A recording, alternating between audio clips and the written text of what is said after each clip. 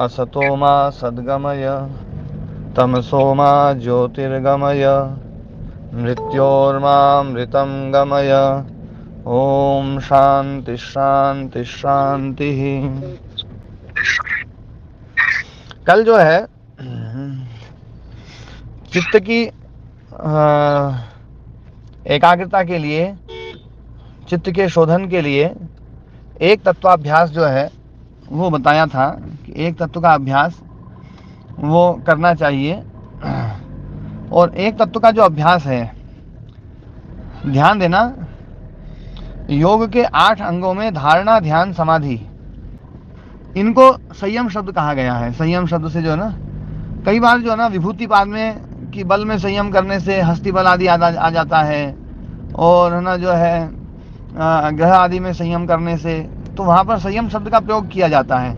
संयम शब्द का मतलब है धारणा, ध्यान, समाधि। एक बात ध्यान देना, धारणा क्या है, ध्यान क्या है, समाधि क्या है। वैसे तो ये तीनों चीजें जो है एक ही प्रोसेस की पूर्व अवस्था है धारणा, मध्य अवस्था है ध्यान, और उत्तर अवस्था मतलब बाद वाली जो अवस्था है वो है समाधि। तो ये तीन जो है तीन अवस्थाएं हैं, उन्हीं को धारणा, ध्यान, समाधि से कहा गया है। अक्सर हमारे आर्य समाज में और दूसरे सब जगह पर ध्यान शब्द जो है वो धारणा अर्थ में प्रयुक्त किया जाता है। धारणा क्या है? धारणा है ना, किसी भी एक स्थान पर, एक क्रिया पर या किसी गुण पर अपने मन को स्थिर करना, ये है धारणा। देश बंधस चित्तस्य धारणा, किसी भी एक स्थान पर अपने मन को लगा देते हैं। मान लीजिए भ्रुकुटी पे लगा दिया, मान लीजिए नासिकाग्र पे लगा दिया, मान लीजिए जो है ना अंगूठे के अग्रभाग पर लगा दिया, या किसी क्रिया पर लगा दिया, मान लीजिए श्वास प्रश्वास पर लगा दिया। ये जो लगाया था कि जो है ना अंगूठे पे लगाया, या है ना जो है ये अपन ने लगाया वस्तु के ऊपर, फिर उसी प्रकार से क्रिया के ऊपर भी हम है ना जो है अपने चित्त को लगा देते हैं। जैसे श्वास प्रश्वास के ऊपर लगा दिया, तो श्वास प्रश्वास के ऊपर लगा दिया, ये क्रिया के ऊपर एकाग्रता बनाने के लिए हमने धारणा लगाई है। इसी प्रकार से किसी गुण पर हम जो है कि वो है ना जो है ना परमात्मा के गुण ले लिए, ईश्वर के गुण ले लिए, या फिर कोई मंत्र है, मंत्र के ऊपर हमने ध्यान लगा दिया, धारणा लगा दी। तो मंत्र है या कोई क्रिया है, कोई गुण है या कोई स्थान है, उन स्थानों पर अपने मन को लगाना, इसका नाम है धारणा। ध्यान देना, हम जो है ईश्वर का भी जो ध्यान करते हैं, वास्तव में वो ध्यान नहीं, वो धारणा है। धारणा जो है ये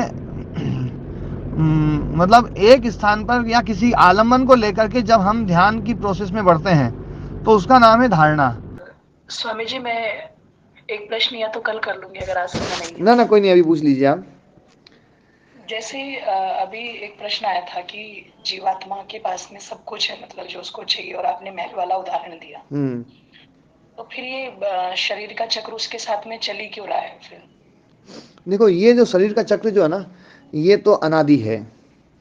ये अनादि है, तो हम उस अनादि का कारण नहीं ढूंढ सकते। अनादि का कोई कारण नहीं हो सकता। लेकिन स्वामी जी, हर कार्य के प्रत्येक कार्य के लिए कहा जाता है कि बिना कारण के कोई कार्य नहीं होता। तो जीवात्मा का आनंद से जब सब कुछ है उसके पास में, कुछ नहीं, मोक्ष भी जो हो रहा है वो चित्त का ही हो रहा है, तो फिर जीवात्मा को इतना उसमें क्यों डाला फिर? नहीं, जीवात्मा का वास्तव में जीवात्मा नहीं डला हुआ है। जीवात्मा तो बिल्कुल अभी भी निर्लिप्त ही है। जीवात्मा नित्य शुद्ध बुद्ध मुक्त स्वभाव, वो तो जीवात्मा वैसा ही है। जीवात्मा अपरिणामी, अप्रतिसंक्रमा, दर्शित विषया, शुद्ध, अनंत, निष्क्रिय, अनुत्पत्ति जो ना अनुत्पत्ति धर्मा पुरुष जो है, या विशेषण रहित जो है, ज्ञान मात्र, ये वो उसका ये जो स्वरूप है ना, ये बिल्कुल स्पष्ट है। इसमें कोई मतलब इसको थोड़ा भी इसमें कम नहीं किया जा सकता। ये ना ये तो बिल्कुल स्पष्ट है। लेकिन ये जो संयोग है, ये संयोग भी अनादि है, और संयोग का हेतु अविद्या, ये भी अनादि है। और ये अनादि हमें मान करके हम यदि ये मान लें कि चित्त की जो सत्ता है, चित्त की सत्ता भी बहुत बड़ी सत्ता है, हम चित्त की सत्ता को बिल्कुल एकदम खत्म कर देते हैं। ये तो है ही क्या, बोले ये तो जड़ है और ये तो बेकार, अपन तो चेतन है, और इतना बोलते ही अपन जो है ना चित्त को एकदम बिल्कुल नकार देते हैं। चित्त की भी सत्ता बहुत बड़ी है। अविद्या भी बहुत बड़ी चीज है, छोटी चीज नहीं है। मैं जितने जो अविद्या के ऊपर काफी चर्चा कई दिनों से चल रही है, और है ना जो है, तो अविद्या वास्तव में बहुत बड़ी चीज है। यदि हम अविद्या को नकार दें, केवल विद्या ही विद्या को बोले भैया अविद्या जब इतनी खतरनाक है, इतनी बेकार है, इसको जानने की क्या जरूरत है, विद्या को जान लें, तो बात नहीं बनेगी, है ना। जो विद्या ही विद्या में लगे रहते हैं वो तो बहुत अंधकार में चले जाते हैं। अंधन तमः प्रविशन्ति ये विद्या उपासते, ये है ना, ये विद्या उपासते ततो भूय युव ते तमः ये वो विद्यायाम रताः, जो विद्या में रत हैं वो तो उनसे भी भयंकर अंधकार में चले जाते हैं। तो मतलब केवल विद्या से बात नहीं बनेगी, अविद्या को भी समझना पड़ेगा। अविद्या ये अनादि है, ये हमें मानना ही पड़ेगा। इसका हम कोई कारण नहीं ढूंढ सकते क्योंकि अनादि है। जी। और एक और स्वामी जी, जैसे मंगलाचरण की बात आ रही थी कि दर्शनों में कई, ये विषय शायद पहले भी उठा था एक बार। जी जी। और जैसे ऋषि दयानंद जी ने भी अपने प्रत्येक ग्रंथ में दिया जी, और हमने चलो ये भी मान लिया कि दूसरे मूर्ति का कर रहे हैं, हम वेद मंत्र लिख करके कर रहे हैं। तो अगर ये किसी भी कार्य को करने से पहले मंगलाचरण की परंपरा ना होती, तो जैसे वेदों में प्रातः काल के मंत्र, भोजन के मंत्र, रात्रि के सोने के मंत्र, ये भी तो स्वामी जी मंगलाचरण ही होता है। देखो ये जो मंत्र है ना, कि ये है ना प्रातः काल के मंत्र हैं, ये सायंकाल के मंत्र हैं, ये तो हमने बना लिए हैं कि इसको प्रातः काल बोला जाए, इसको सायंकाल बोला जाए, है ना। वेद में तो सीधे मंत्र हैं और कुछ नहीं उसमें, वो प्रातः काल के मंत्र नहीं है। शिव संकल्प मंत्र क्या रात के मंत्र कैसे हो सकते हैं, वो प्रातः काल के नहीं होंगे क्या? अब जैसे वो विषय के अनुसार तो विषय तो देखो सारे विषय आएंगे ना, सारे विषय आएंगे। तो ये भी कहा जा सकता है कि यज्ञ में हम जो मंत्र बोल रहे हैं वो यज्ञ के मंत्र नहीं है, ये भी तो बोला जा सकता है ना। वो सारी ये बात बोलते ही हैं अपन, ये अपन बोलते हैं, उन मंत्रों का एक एक कर्म में हम विनियोग करते हैं, उसको विनियोग बोला जाता है कि एक क्रिया में, एक कर्म में मंत्र का विनियोग, है ना। और वो जो विनियोग वाली जो परंपरा है, वो परंपरा हम उसको एक, है ना, यूँ मान करके कि भैया चलो जिसने इसको बोल दिया अपने को बोलना है, लेकिन ये विनियोग में बहुत, है ना, जो है ना, मतलब अलग अलग विरूपताएं हैं। कोई किसी ढंग से, है ना, कर रहा है, कोई किसी ढंग से कर रहा है, सबकी संध्याओं में अलग अलग है, अलग अलग शाखाएं जो हैं। कितनी शाखाएं थी ऋग्वेद की, 1000 शाखाएं थी ऋग्वेद की, सहस्त्र वर्तमा ही ऋग्वेदा ऐसा आता है, महर्षि पतंजलि ऋषि ने बोला है। 1000 शाखाएं ऋग्वेद की थी, उनको सबके विनियोग अलग अलग थे, सबकी संध्याओं के मंत्र अलग अलग थे। कुछ मंत्र इकट्ठे हो सकते हैं, एक जैसे हो सकते हैं, लेकिन है ना कुछ मंत्र अलग अलग भी हैं, है ना, सबके यज्ञ अलग अलग है।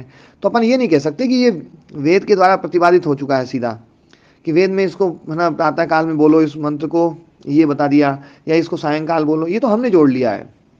वेद ने तो केवल मन की बात करी तो मन के लिए कुछ मंत्र बोल दिए, प्रातः काल के बारे में बताया तो प्रातः काल के मंत्र बोल दिए, और प्रातः काल के इतने मंत्र बहुत सारे हैं, फिर तो इतने 5 ही क्यों छांटे, वो तो सारे के सारे पढ़े जाएं फिर तो, है ना। और जो सायंकाल जो मंत्र बोलते हैं उसमें रात्रि का तो कोई वर्णन नहीं, उसमें तो मन की बात है बस, केवल शिव संकल्प की बात है। तो शिव संकल्प रात को लिया जाए या सुबह लिया जाए? तो किसी भी समय लिया जा सकता है सब। नहीं, वैसे तो शिव संकल्प जब काम करना होता है तब लेना होता है, नहीं उसमें मन की वो बता देना कि ये दूर तक जा रहा है और इसकी ये गति है, ज्ञान इंद्रियों के साथ में जुड़ रहा है तो ये भाव बन रहा है, कर्म इंद्रियों के साथ में जुड़ रहा है तो ये भाव बन रहा है। उसी के लिए प्रार्थना की गई है। हकीकत सुनाऊं मैं आपको, मुझे बचपना याद आ गया इसलिए, जो है ना, कि जब है ना इन मंत्रों को हम बोलते थे तो दिन भर खूब, है ना, काम करते थे, मेहनत करते थे, खेलते थे, और है ना जो ना गुरुकुल में खूब काम भी होता था। और जब ये शिव संकल्प मंत्र पढ़ते थे ना तो कहीं ये नहीं आता था कि मन दूर दूर जा रहा है, यूँ लगता था मैं जल्दी खत्म हो जाए, जल्दी सो जाए। हकीकत यही है, सबके साथ ही है कि मन जो है ना, उस समय तो मन जो है, उस समय मन दूर दूर नहीं जाता, दूर दूर तो जो है ना जब नींद पूरी हो जाती है, थकान पूरी हो जाती है, उतर जाती है, तब मन जाता है। बोलना तो उस समय चाहिए। अब है ना जो है भोजन के मंत्र बोलते थे, प्रारंभ का मंत्र अलग और है ना समाप्ति का अलग। तो एक हमारे वहाँ थे, वो भी बड़े क्रांतिकारी व्यक्ति थे, उनको हम बड़े भ्राता जी बोलते थे। वो थे तो उनकी उम्र बहुत ज़्यादा उम्र थी, 70 साल, 60 65 साल के लगभग, 70 साल हो गई होगी लगभग। तो पर उनको भ्राता जी बोलते थे, हम छोटे छोटे थे। तो वो जो है वो ये बोलते थे, बोले है ना जो है कि केवल आगो भवती केवल आदि, अकेला खाने वाला पाप खाता है। ये बात भोजन की बात बोलने से क्या फायदा होगा, इसको तो पहले बोला जाए तो याद आए कि भैया अकेला मत खाओ। और अपन ने खा पी लिया सब बढ़िया, है ना जो है, पेट पे हाथ फेर करके फिर मंत्र बोल रहे हैं, इसका क्या फायदा। तो ये सब चीजें जो है ना, इनके हम उत्तर नहीं दे पाएंगे। हमें बस ये है कि भी चलो हमने परंपरा चल रही है उसको हम माने बस। तो वो मैं मानता हूँ, उनको मैं करता ही हूँ, लेकिन जो मैं कर रहा हूँ उसका भी मैं विश्लेषण जरूर करता हूँ। मैं ऐसा थोड़ी हूँ कि मैं ना मंगलाचरण को मैं छोड़ता हूँ। मंगलाचरण है ना भोजन से पहले खूब मैं बताया ना, भोजन से पहले मैं मंगलाचरण करता ही हूँ। कि मैं सोचता हूँ कि एक जो है ना परंपरा है, जो एक प्रक्रिया हमारे आदर्श पुरुषों ने बनाई है, उसको अपन स्थापित करके रखेंगे। ठीक है ना बहन जी। स्वामी जी आप किसी गुरुकुल से पढ़े पढ़े थे? देखो मैं 4 साल तो गुरुकुल होशंगाबाद में रहा, और अच्छा जी। 8 साल में रहा जो बड़े गुरु जी थे जिनसे सारा ज्ञान पड़ा है, आचार्य विजयपाल विद्या वायधि जी महाराज, अब नहीं है इस धरती पर, है ना, गुरुकुल जी बहालगढ़, तो वहाँ रहा ठीक है मैं। सर, जी ठीक है। जी। स्वामी जी आप एमपी के सांसद में रहे हैं? ना सांसद नहीं रहा, मैं मनोनीत मंत्री वो रहा। अच्छा, हाँ जी। मनोनीत मंत्री। हाँ जी। ठीक है स्वामी, पर वो ठीक। ज़्यादा मेरे काम का नहीं रहा, है ना, उसमें मेरी ज़्यादा, अच्छा हाँ, जहाँ पर काम नहीं है वहाँ अपने को उसमें ज़्यादा काम थे नहीं। वहाँ एक ढर्रा ठीक है चलता था, उस ढर्रे के हिसाब से चलना था। ठीक तो है वो स्वामी ढर्रे के जी। हिसाब से अपन चल नहीं पाए, इसलिए मैं जल्दी मैंने वहाँ से छोड़ छाड़ के अलग हो गया। मन के बारे में कुछ चर्चा जो है वो करते हैं। उपकरण चतुष्टय में मन शब्द भी आता है। मन बुद्धि चित्त अहंकार, उसमें मन शब्द का प्रयोग किया जाता है। कई बार मन शब्द चित्त के लिए प्रयुक्त होता है, कई बार मन शब्द बुद्धि के लिए प्रयुक्त होता है, कई बार मन शब्द चारों उपकरणों का एकीभूत जो है उसके लिए प्रयुक्त होता है। लेकिन जो मन का अभिधावृत्ति में प्रयोग होता है, मन जो है क्या है, तो वो हम थोड़ा सा समझने का प्रयास करते हैं। तो मन को समझने से पहले हमें ज्ञान किस प्रकार से होता है उस प्रोसेस को थोड़ा सा समझा जाए। इंद्रिय प्रणाली के द्वारा, जो इंद्रिय प्रणाली है, ज्ञान इंद्रिया मुख्य रूप से, उसके द्वारा कोई भी ज्ञान जब भीतर पहुंचाया जाता है, तो भीतर पहुंचाया जाता है तो यदि सीधा इंद्रिय प्रणाली के द्वारा सीधा चित्त को ज्ञान दिया जाए,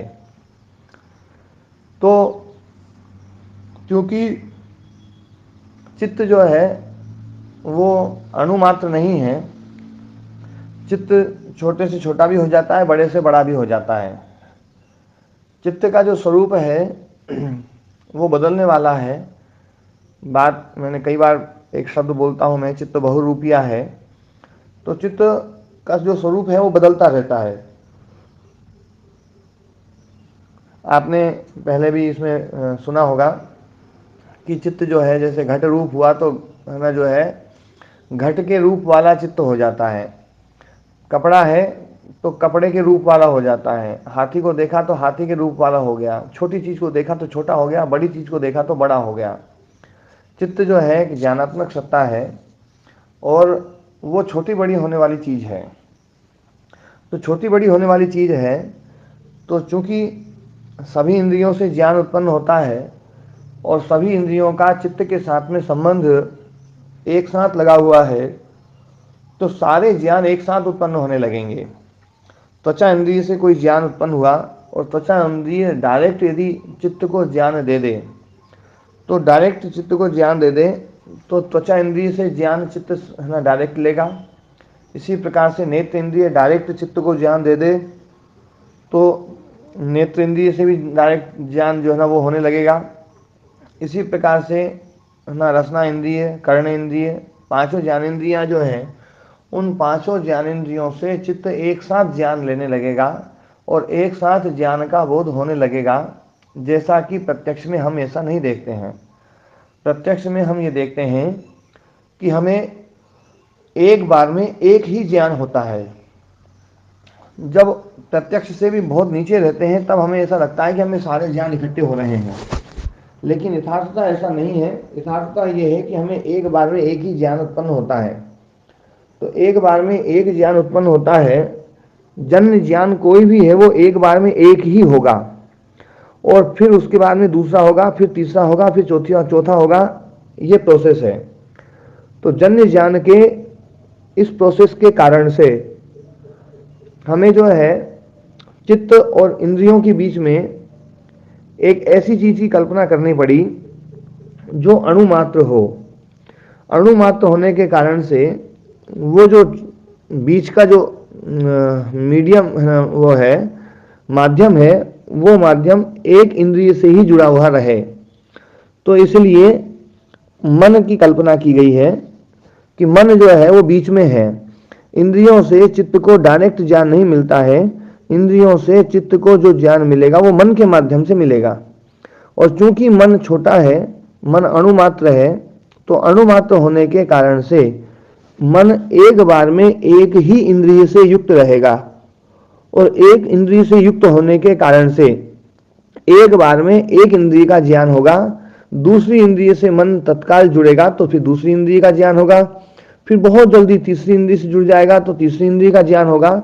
मन की गति बहुत तेज है, लेकिन एक बार में एक ही इंद्रिय से जुड़ेगा।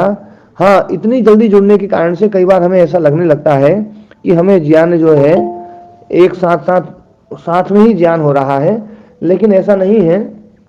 मन की गति तेज होने के कारण से हमें ऐसा लगता है। यथार्थता देखा जाए तो मन अणुमात्र है, और अणुमात्र होने के कारण से एक बार में एक ही इंद्रिय से जुड़ता है, और एक इंद्रिय से जुड़े होने के कारण से एक बार में एक इंद्रिय का ज्ञान होता है। यही बात न्याय दर्शन में बिल्कुल साफ साफ कही गई है। युगपत ज्ञानानुत्पत्तिर मनसो लिंगम, एक सूत्र ही है मन का। मन के बारे में उन्होंने बताया है कि मन का चिन्ह क्या है, मन का होने में प्रमाण क्या है। तो बोले मन के होने में प्रमाण यही है कि युगपत ज्ञानानुत्पत्ति ही, ज्ञान की उत्पत्ति युगपत नहीं होती है, एक साथ नहीं होती है। एक साथ मन की, एक साथ ज्ञान की उत्पत्ति न होना ही मन का प्रमाण है, क्योंकि मन अणुमात्र है और चित्त और इंद्रिय के बीच में है ना, मीडिएटर वही है, माध्यम वही है। और माध्यम वो होने के कारण से इंद्रिय से चित्त डायरेक्ट ज्ञान नहीं लेगा, मन के द्वारा ज्ञान लेगा। मन अणुमात्र है, तो अणुमात्र होने के कारण से एक इंद्रिय से ही जुड़ सकता है वो, और एक इंद्रिय से जुड़ेगा तो एक बार में एक इंद्रिय का ज्ञान होगा, दूसरी बार में दूसरी इंद्रिय का ज्ञान होगा, तीसरी बार में तीसरी इंद्रिय का ज्ञान होगा। तो सीधी सी बात अब ये समझ में आई कि इंद्रियों से ज्ञान तो होता है, पर इंद्रियों में एक इंद्रिय, मुख्य इंद्रिय मन को मान लिया गया है कि मन के द्वारा ही ज्ञान होगा, तो एक बार में एक इंद्रिय ही ज्ञान देगी। तो इसका मतलब है कि चाहे वो हम पांच जो ज्ञानेंद्रियां हैं, चाहे वो त्वचा इंद्रिय हो, चाहे वो नेत्र इंद्रिय हो, चाहे वो कर्णेंद्रिय हो, चाहे वो श्रोत्र इंद्रिय हो, चाहे वो रसना इंद्रिय हो, ये पांचों की पांचों को ज्ञान यदि चित्त को देना है तो मन को साथ में जोड़ना पड़ेगा। तो मन को साथ में जोड़ना पड़ेगा, तो मन का काम, मन का रोल केवल उस इंद्रिय के साथ में जुड़ करके ज्ञान देने का रोल है। तो मन जो है वो एक इंद्रिय मात्र है, इंद्रिय है, और जिस इंद्रिय के साथ में जुड़ेगा उस समय वो ही इंद्रिय ज्ञान दे पाएगी, बाकी दूसरी इंद्रियां ज्ञान नहीं दे पाएंगी। तो मन मतलब इंद्रियों का ही एक पार्ट हो गया। इंद्रियां चित्त को जो ज्ञान दे रही है तो उसी समय ज्ञान दे पाएगी जिस इंद्रिय से मन जुड़ा हुआ है। और मन यदि जुड़ा हुआ नहीं है तो इंद्रिय कितनी ही अच्छी हो वो ज्ञान नहीं दे पाएगी चित्त को। तो मतलब इंद्रियों का ही एक पार्ट हो गया मन, और इंद्रियों का एक पार्ट मन हो गया, और वो मन जो है वो है ना चित्त को ज्ञान देता है। ये बात जो है मन के ऊपर थोड़ी सी बात बताई। और ये मन जो है वो ज्ञानात्मक ही है, लेकिन ज्ञानात्मक होते हुए भी मतलब ज्ञान अणुमात्र भी होता है, ज्ञान बड़ा भी होता है, छोटा भी होता है, अनंत भी होता है। जैसे परमात्मा ज्ञान स्वरूप है लेकिन अनंत है, और है ना, जो है आत्मा भी ज्ञान मात्र है पर अनंत है, लेकिन जो चित्त है वो जो ज्ञान मात्र है लेकिन अणु मात्र है। वो नहीं, वो मन जो है वो ज्ञान मात्र है पर अणु मात्र है। चित्त भी ज्ञानात्मक सत्ता है लेकिन वो उसका परिमाण छोटा बड़ा होता है। इंद्रियां भी ज्ञानात्मक सत्ता है, इसी प्रकार से तन्मात्राएं भी ज्ञानात्मक सत्ताएं हैं। लेकिन अभी जो मन की जो चर्चा करी मैंने कि मन एक अणु मात्र है, यदि मन बड़ा हो जाए तो सारी इंद्रियों से ज्ञान उत्पन्न होने लगेगा, इसलिए मन को अणु मात्र माना गया है। और मन का बस होने में यही प्रमाण है कि चित्त को एक साथ ज्ञान की उत्पत्ति नहीं होती है। इसमें किसी का कोई प्रश्न हो तो पूछ सकते हैं। मात्र कहाँ से माने? हाँ जी राम कुमार जी, हाँ बताइए। महाराज जी अणु मात्र कहाँ से माने? मन से? हाँ, मन अणु मात्र है। और फिर आगे जैसे अहंकार को किस में लें? इसको उसमें वो अणु मात्र नहीं है। यदि चित्त और अहंकार जो है ना, यदि चित्त यदि अणु मात्र हो जाए तो फिर मन की जरूरत नहीं है।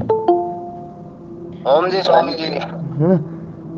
एक मिनट राम कुमार जी का प्रश्न पूरा हो जाने दो। महाराज जी अहंकार को भी ज्ञान मात्र माने? हाँ, अहंकार भी ज्ञान मात्र ही है। और इंद्रियों को भी ज्ञान मात्र माने? हाँ जी, ठीक है महाराज जी। ओम जी स्वामी जी। हाँ जी स्वामी जी, शरीर में मन कहाँ पर स्थित है? ये कहाँ पर रहता है? मन जो है उसका कोई स्थान नहीं है। आप पैर के अंगूठे में भी कोई है ना संवेदना हो रही है तो वहां से भी मन जो है ना चित्त के साथ में जुड़ जाएगा। और सिर में भी यदि किसी ने थोड़ा सा हाथ लगाया तो मन तत्काल वहां से भी जो है ना मैसेज दे देगा। तो मन जो है वो गतिशील है। इसकी गति अंदाजन कितनी हो सकती है स्वामी जी? आपको तो अनुभव होगा। इसकी कोई गति का अंदाजा ऐसा नहीं लगाया जा सकता है। वो तत्काल जो है ना वो यहाँ से वहां पहुंच सकता है, वहां से यहाँ पहुंच सकता है। फिर भी जो कई कितना लाख किलोमीटर, कितना हजार किलोमीटर का अंदाजन नहीं है। योगियों को तो पता होगा जी। तो मैं ऐसा योगी नहीं हूँ। हाँ जी, ना जी, आप तो महान योगी हैं। ना ना ना, आप ऐसा। अच्छा। हाँ जी, गति के बारे में इसकी कहा गया है कि यज्ञागर दो दूर मुदयति दैवम तद सुप्त स्थित थई वही थी। अनंत गति है इसकी। महाराज जी आपने इसमें बताया कि आत्मा अनंत है। ये हम किस दृष्टि से कह रहे हैं? ये व्यास भाष्य आपके पास में है योग दर्शन का? हाँ जी, योग दर्शन का व्यास भाष्य है। जी जी जी जी जी। तो दूसरा सूत्र खोलिए आप। नहीं, ये मैं आपसे इस समय यहाँ पर उपलब्ध नहीं है। मैं आपसे ये जानना चाहता हूँ ये हमने किस दृष्टि से कहा अनंत? हाँ, वो मैं दूसरा सूत्र जो खोलेंगे ना आप, तो दूसरे सूत्र में ही व्यास मुनि जी ने कहा है कि चित्त शक्ति अपरिणामिनी अप्रतिसंक्रमा दर्शित विषया शुद्धा अनंताच। जी जी जी, है ना, वो अनंत वहां खुद ही उन्होंने व्यास मुनि जी ने स्वयं कह दिया है आत्मा को। हाँ हाँ हाँ। इसमें थोड़ा सा भ्रम तो है ना, क्योंकि क्या है, जैसे आत्मा को अनंत कहा जाता है तो इतनी जल्दी से समझ में नहीं आता है, क्योंकि हमारा आग्रह अणु का बना हुआ है। आत्मा जो है ना, जीवात्मा के लिए अणुमात्र शब्द प्रयोग किया है ना, तो जीवात्मा जो है ना हम उसको अणुमात्र मानते हैं, और अणुमात्र मानते हैं, और फिर व्यास मुनि जी उसको जैसे ही अनंत बोलते हैं तो वो बात जो है ना एकदम जल्दी से उतरती नहीं है। लेकिन नहीं, मैं जहाँ तक मैं समझ पा रहा हूँ, जो इसकी अनंतता की बात कही है, आत्मा अनंत है, क्योंकि अनंतता यहाँ स्वरूप की दृष्टि से नहीं या काल की दृष्टि से है। क्योंकि आत्मा अजन्मा है, इस दृष्टि से उसका कोई काल निश्चित नहीं है कि तब जन्मा, तो ये काल की दृष्टि से इसको अनंत कहा सकते हैं। देखो, अनंत शब्द जो है ना, अनंत शब्द को मैं आपको समझा देता हूँ जी। अनंत वो होता है त्रिविध परिच्छेद। सुनो, मैं जब बताता हूँ फिर आप बताते हैं।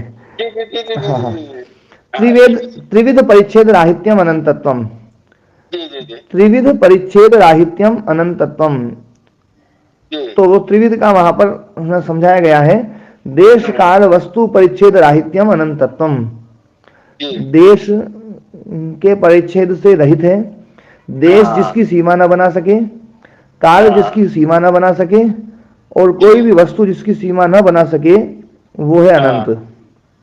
तो देश काल वस्तु के द्वारा जो सीमित न किया जा सके वो है अनंत।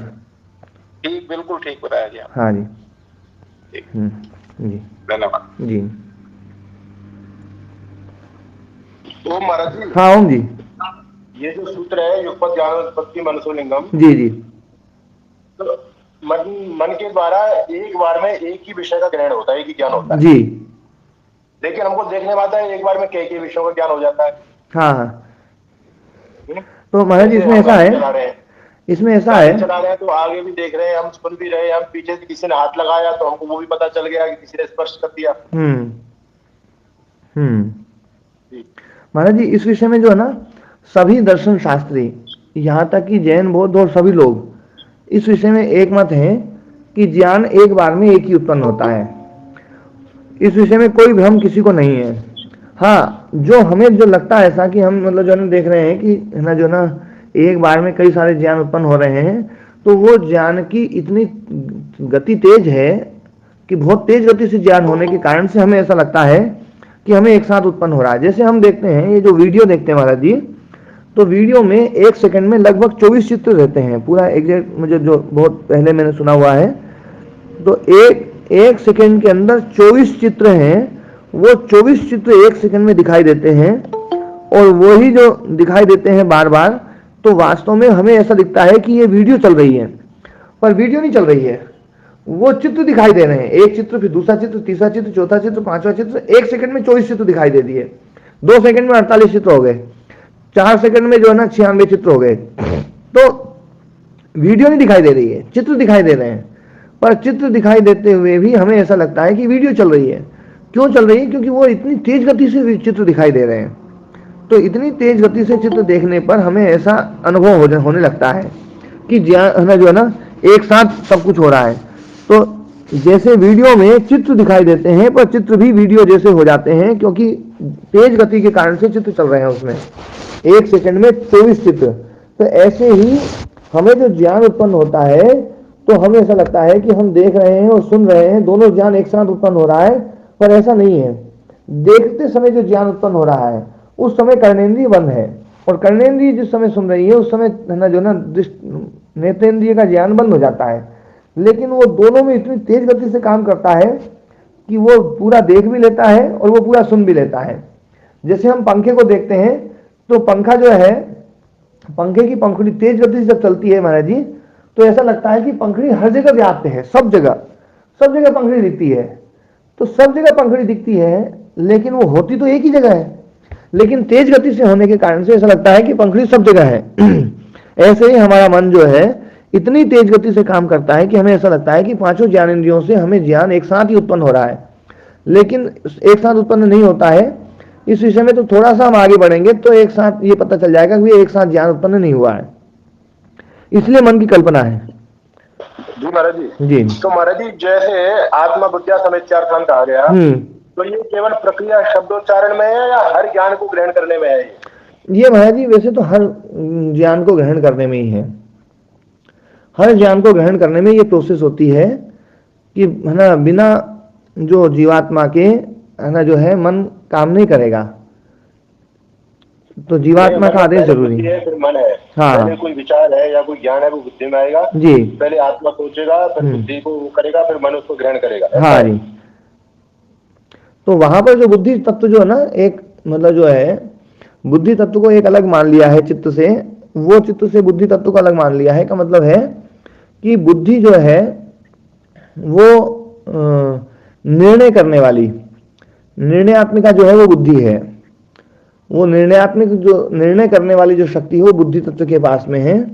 जैसे मैं का बोध होने की शक्ति जो है वो अहंकार के पास में है, ऐसे ही निर्णय करने की शक्ति वो बुद्धि तत्व के पास में है। वहां पर चित्त से बुद्धि को अलग कर दिया है। चित्त तो जो है ना इन सब का राजा है। चित्त वास्तव में देखा जाए तो चित्त ही, जैसे हमारा शरीर है, हमारे शरीर में पकड़ने की शक्ति जो है ना वो हाथ के पास में है। तो हाथ के पास में पकड़ने की शक्ति है, चलाने की शक्ति पैरों के पास में है, सोचने की शक्ति दिमाग के पास में है, देखने की शक्ति आंख के पास में है, सुनने की शक्ति कान के पास में है। ये सब जो है ना एक ही शरीर की शक्तियां हैं, लेकिन अलग अलग अंग में हमने मान ली है। तो ऐसे ही वास्तव में चित्त के पास में 19 शक्तियां हैं, लेकिन 19 शक्तियां होते हुए भी हम उसको जो है ना अलग जो है ना मतलब अलग अलग रूप जो दे रहे हैं, वो उन्हीं 19 शक्तियों को अलग अलग रूप दे दिया है। और उन्हीं को ही हम एक को मन कह रहे हैं, एक को ज्ञानेंद्रियों, 5 ज्ञानेंद्रियां कह रहे हैं, 5 कर्मेंद्रियां कह रहे हैं, वो वास्तव में हमारे चित्त का ही विस्तार है, महत तत्व का ही विस्तार है। तो महत तत्व ही है, तत्वता देखा जाए तो महत तत्व ही है, पर महत तत्व की इन शक्तियों का उपयोग जो है वो कर लिया गया। जैसे हम जो है, हमारा शरीर बहुत बड़ा है, पर भोजन जो है वो मुंह से किया जाएगा, तो भोजन मुंह से किया जाएगा, क्योंकि मुंह बहुत छोटा है, तो जितना छोटा मुंह है उतनी छोटी चीज हम खा सकते हैं, उससे बड़ी चीज नहीं खा सकते हैं। तो उससे बड़ी है ना, ऐसे ही चित्त भले बड़ा हो, लेकिन मन जो है चूंकि बहुत छोटा सा है, तो मन के द्वारा ही ज्ञान आएगा। तो मन के द्वारा ज्ञान आने के कारण से, मन अणुमात्र होने के कारण से एक बार में एक ही ज्ञान आएगा। जन्य ज्ञान जो उत्पन्न होने वाला ज्ञान है, वो 2 ज्ञान एक साथ कभी भी नहीं रह सकते। ध्यान देना, जन्य ज्ञान, उत्पन्न होने वाले ज्ञान, 2 ज्ञान एक साथ कभी भी नहीं रह सकते। एक ज्ञान पैदा होगा, वो मर जाएगा, दूसरा ज्ञान होगा, तीसरा ज्ञान होगा, चौथा ज्ञान होगा, 5वां ज्ञान होगा, 6ठा ज्ञान होगा। यही प्रोसेस है। स्वामी जी, जब हम मन को अनुमात्र कहते हैं, तो अनुमात्र भी ज्ञानात्मक में आ जाता है, या वो परमाणु अणु के रूप में कोई प्राकृतिक तत्व आ जाता है? वो ज्ञानात्मक ही है। उसमें अणु भी में भी प्राकृतिक ज्ञानात्मक है। हाँ, ज्ञानात्मक है। ठीक है। फिर गुरु जी इसको अणु मात्र क्यों कहा? वो अणु मात्र कहने का मतलब है कि वो बहुत सूक्ष्म है, मतलब उससे सूक्ष्म की आप कल्पना नहीं कर सकते, उतना सूक्ष्म है बस वो। इतने रूप में अणु जो ना शब्द यहाँ पर लाक्षणिक प्रयोग है, मतलब अत्यंत सूक्ष्म के लिए।